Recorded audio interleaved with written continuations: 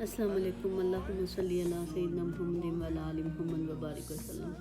انسان اپنی زندگی میں مختلف طرح کے خوف اور غم کا شکار رہتا ہے، جن سے نجات کے لیے وہ کسی ایسی ہستی کی طرف رجوع کرنا چاہتے ہیں جو ان کا مداوع کر سکے۔ اس میں کوئی شک نہیں کہ وہ ذات باری تعالیٰ صرف اور صرف اللہ سبحانہ تعالیٰ ہی ہے جو ہماری مدد کرنے پر پوری طرح قادر ہے۔ اس لیے ہمیں ہر مشکل میں اسی کی طرف رجوع کرنا چاہیے۔ وہ کسی کو کچھ دینا چاہے تو کوئی روک نہیں سکتا اور نہ ہی کوئی اس کے فیصلوں کو بدل سکتا ہے، لہٰذا ہمیں اسی سے دعا مانگنی چاہیے۔ ارشاد باری تعالیٰ ہے امن یجیب المضطر اذا دعاہ ویکشف السوء، سورہ نمبر کی آیت نمبر 62 ہے۔ کون ہے جو بے قرار کی دعا سنتا ہے جب وہ اسے پکارتا ہے اور اس کی تکلیف دور کرتا ہے؟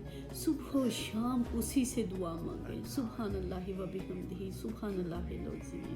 اور پھر اللہ سبحانہ تعالیٰ کہتے ہیں یا ایھا الذین آمنوا اذکروا اللہ ذکرا کثیرا وسبحوہ بکرۃ واصیلا، سورہ احزاب کی آیت نمبر 41-42 ہے۔